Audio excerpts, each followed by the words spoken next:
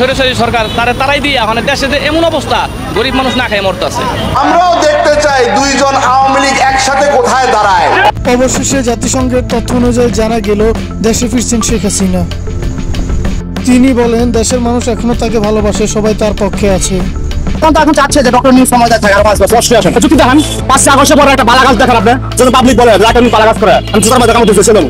5 আগস্টের পরে সারা দেশে আওয়ামী লীগ এবং ছাত্রলীগ এবং অন্যান্য যত সংগঠন আছে সব নেতাকর্মীদের বাড়িতে হামলা হয়। ডক্টর ইউনূসের নেতৃত্বে 5 আগস্টের পর থেকে বিভিন্ন জায়গায় হামলা মামলা ধর্ষণ হয়েছে বলে জাতিসংঘের কাছে এমনটি জানান শেখ হাসিনা।